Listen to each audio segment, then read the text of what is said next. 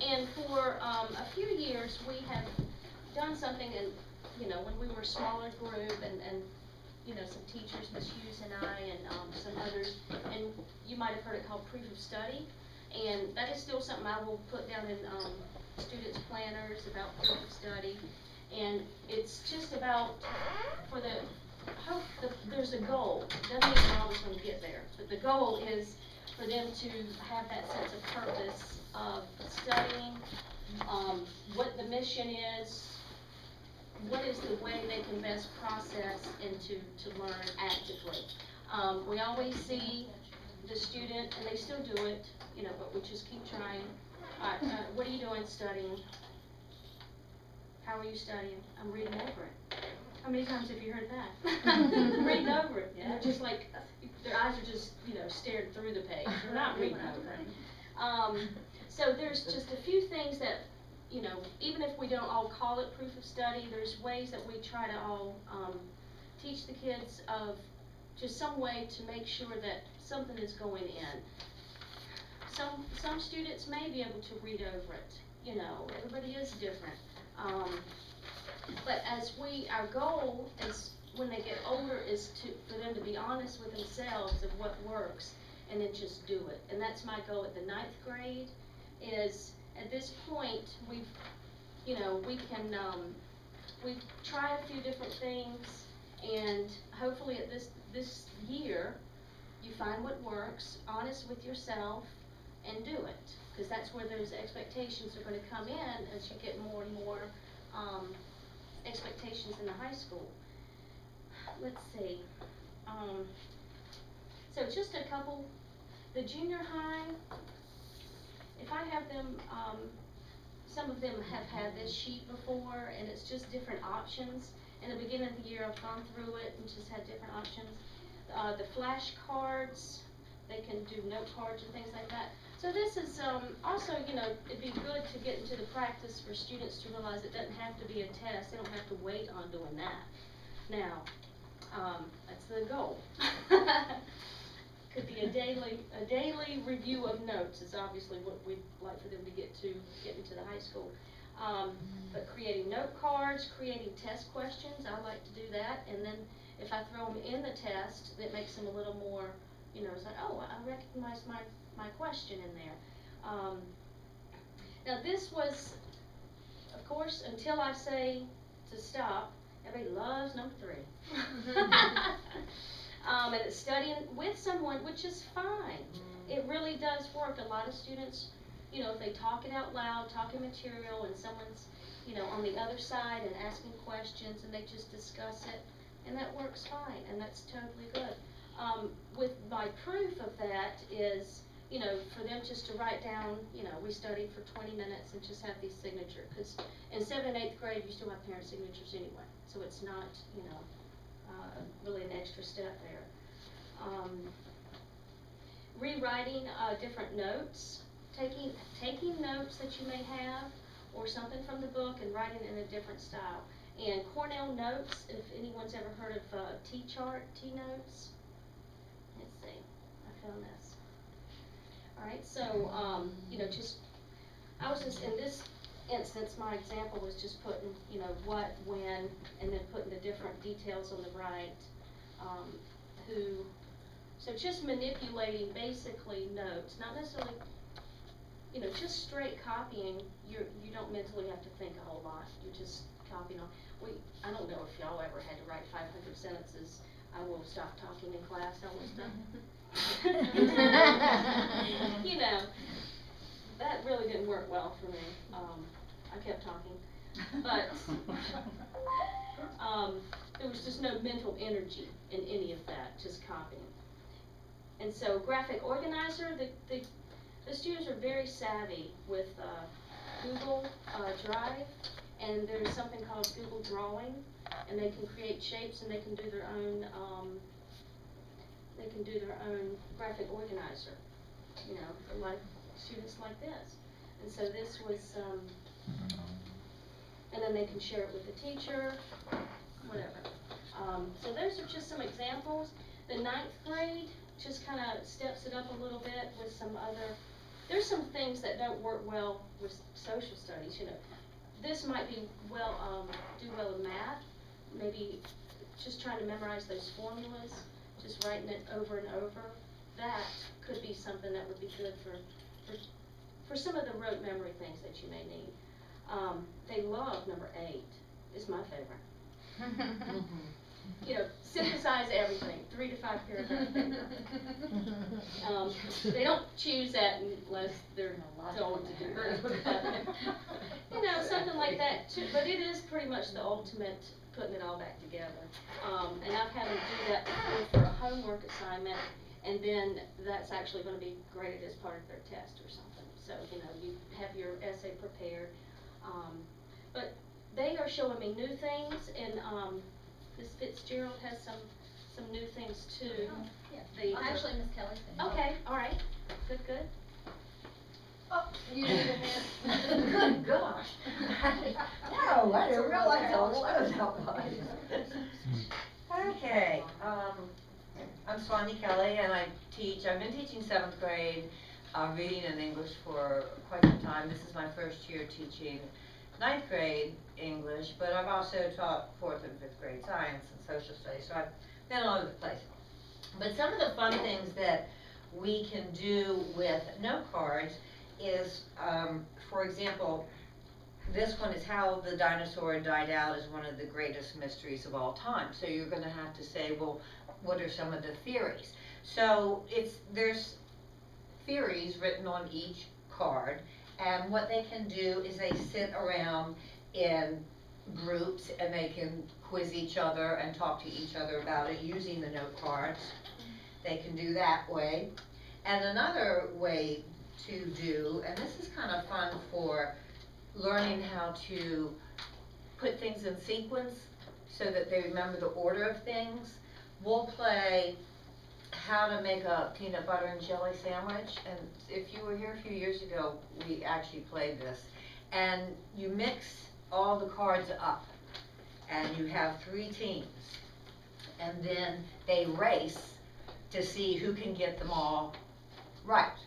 And so it's a good way to get their brain going for, okay, this comes next, this comes next, this comes next. And then we can do the same thing with a longer novel that we're reading, that we can, okay, for this chapter we can do the same thing. And it's a fun way to help them remember. And the graphic organizers for writing that Ms. Goodman mentioned, we also have all kinds of graphic organizers that I have some the kids can just choose from. They're already done, there's piles in my room, you know, which one do you want to use? And sometimes I have to say, you need to use this graphic organizer, and you need to use this one specifically. And that helps them put things in order for writing, sequence in writing. So those are just 2 of the things, 2 of the many things we do. And I will let Ms. Fitz talk. And if you want to play the game, I don't know if I want to sit down.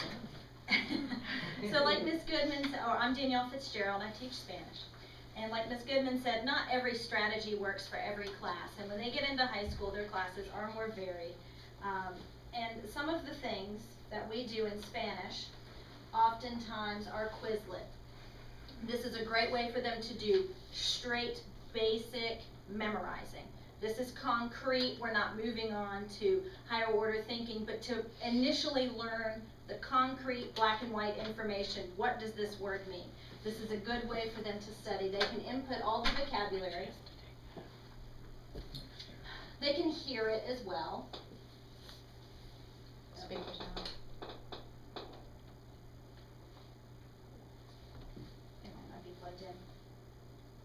You can be the speaker. I could, but it's nice when they can hear someone else say it, because when we do listening comprehension quizzes or a test in class, I'm not always the one reading it. So they need to hear other people speaking and reading, because they do get a little freaked out when it's not just me. ¿A qué hora es? At what time is? So they can hear it, see it, and they've already typed it in. So they've gotten all 3 of those things that they need to study.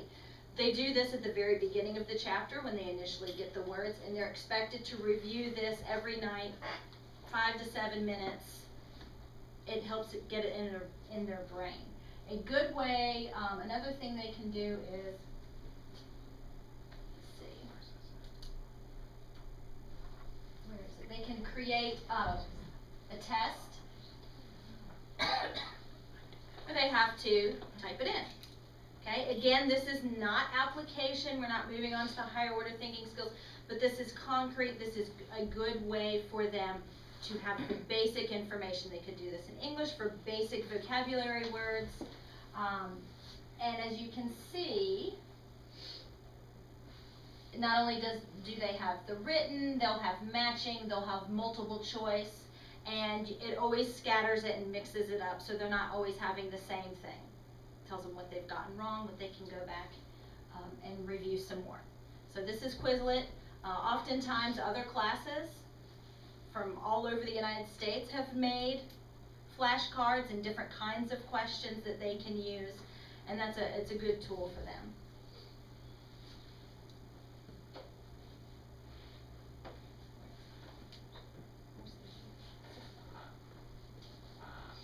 So in high school, we're expecting them to start thinking less black and white, more higher order, putting things together, not necessarily just studying exactly what we have told them, but they have to think about it, and that can be very difficult.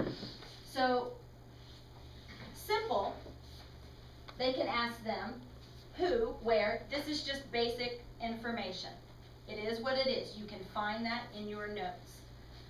Taking it to a next level, what does this mean? Okay, a good thing for them to do is they can repeat it back to you. They have a study buddy, they quiz each other, they go back and forth. The next level is apply. And this is about where we get with Spanish 1, for example. You know, how would you explain, or how would you describe your classroom? Of course, it's asked in Spanish, and they have to really think about, well, how am I going to explain all of these things? And each one for each student can be different, but it allows them to start putting it all together, so it's not just a regurgitation.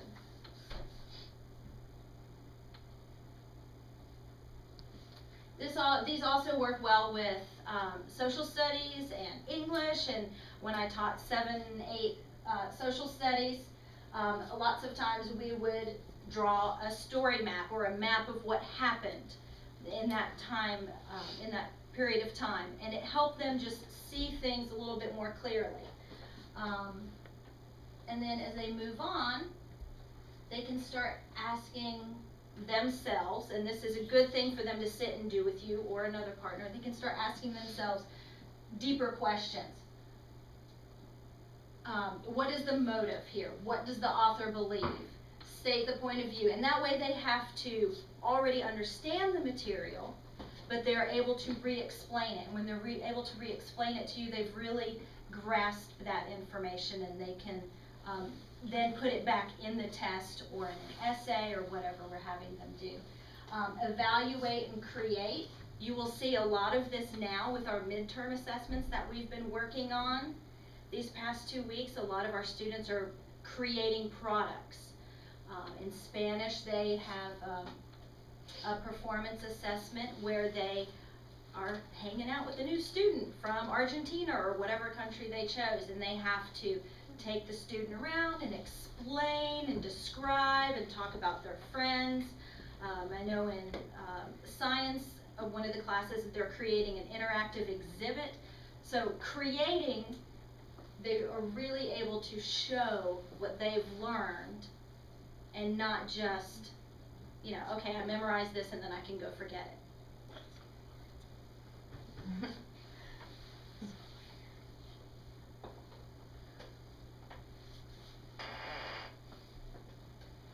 But that's not to say that in high school we don't do some of the other things, like on this proof of study.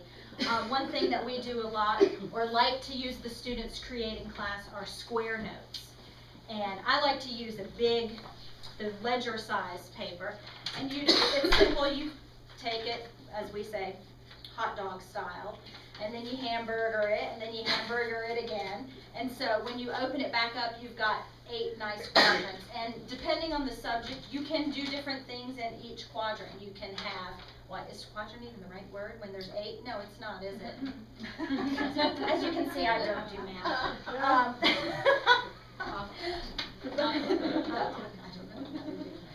But they could do, you know, the main points, like when we've done them in Spanish. One of the very, very first ones. What should I have learned this chapter? Because at the beginning of the chapter, they're told, this chapter, we're going to be learning X, Y, Z, A, B, C, 1, 2, 3. They're able to put that in so they can say, okay, I see this. I really don't know how to describe a class or a friend. So I need to go back, and they can section them off. And many times we will give students those section titles so they kind of get a feeling as to how to do it for themselves. But it's something that they can do at home as well when they're studying. And they can break it down into definitions, or they can break it down into sequencing. They can draw pictures. There's a variety of things that they could do. So, any questions? Can you use the Quizlet for other languages, or you've just done it for Spanish? I've only done it for Spanish, but you can. There's a lot of good apps as well for Spanish. Duolingo, they break it down into just basic categories. And a lot of my Spanish students have downloaded Spanish Dict on it's an app on their phone. Because, you know, we don't really have to memorize a whole lot anymore. You know, just pull it, what is that? Oh, what does Google say? So I want them to learn how to use it correctly, because you can put in, for example, you want to say, I can fly.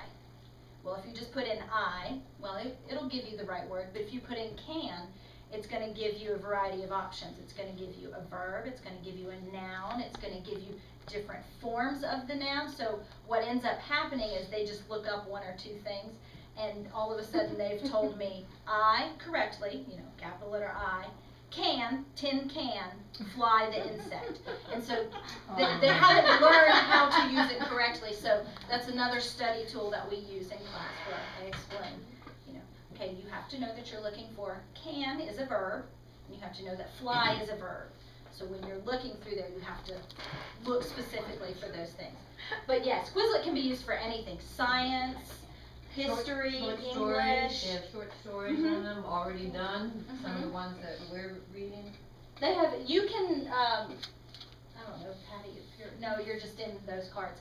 But you can go to Quizlet.com and put in just about any topic, and there's most likely going to be something that pops up. You do have to make sure it's correct though. Yes. Because a lot of times it is other students making the cards, and so yeah. sometimes there are errors Yes. in the cards if you're not making your own, so we double check the information. And a lot of times we'll have the students, all right, you create this set and share it with the class. You create this set and share it with the class. So they have all collaborated on it together. But you can combine them. I don't know how to do that, they do, but they show me lots of things. Well, I was just thinking too, I've known some students, they're coming to us with new technology. Y'all probably know all that. They're like, well, we Skyped last night and studied. I was like, okay. You know, why not? That works. If, you know, you guys can get online, and if that's fine with you guys, I'm happy. That's great. I think that'd be good. You guys have any, you know, thoughts? Hopefully, if your child's been here more than 1 year, I hope that you've seen some improvement in studying. If not, what do you think might be holding back? You know, what is something more we could do on our side? Do you think, you know, we can't inject with the motivation gun, but if I find one, I'll give it to you. Well, what I've noticed with my son, I've seen a lot of these little things, so it's helpful to actually see where they are, is that he doesn't have a comprehensive idea of everything he's supposed to study. Maybe he's made Quizlet note cards, so he's studying those Quizlet note cards, but they're not everything he's supposed to know. They're just a few of the things. There seems to be no comprehension of this you know, yeah, all the material. And I think in Spanish, that's what I hope to achieve by having them, you know, look and write down what the objectives are for that chapter. This is what I'm supposed to know. In English, you do the essential question. So it's something that you should be thinking about as you're going through and reviewing all of the information. And I think too, it's trying, you know, getting back to self-advocacy for them to know, well, what am I struggling with, and let me focus on those, creating 15 questions on that instead of the easy way of ones I already know, you know. And so, part of that too is just trying to, well, let's just focus on something you need to study on. That's a really good It's point. not I think a lot of our kids will study 30, 45 minutes, an hour for a test at night, but what they choose to study is the part they already know, because that's comfortable and familiar. And so, a lot of times, if I require note cards or something like that, it has to be on the areas that they don't know. You know, just forget what you know, because you don't need to study that. You're gonna know that for the test just as well as you knew it before you started studying, but it's the pieces that you don't know. But, you know, it's hard to make yourself go to that group of things and study, because it's really the part you don't know. So it takes a lot more discipline and kind of focus to do that. But something you might could do if you study with your kids at all at home is to, you know, try to quickly eliminate the things that they know and try to focus on the things that they're really confused about. All right, I believe our time is up. Thank you. Thank you.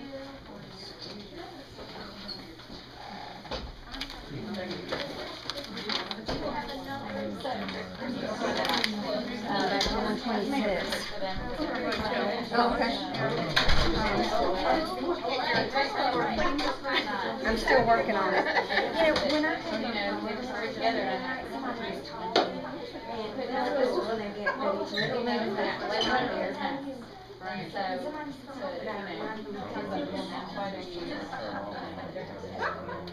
the whole problem. I didn't see that. So, Chris, I decided I'm just gonna send parents so maybe. Are you in here? Yeah. What are you doing? So, math problems. Okay, I don't need to. Yeah. I just, I do need that, but I don't want that. Right.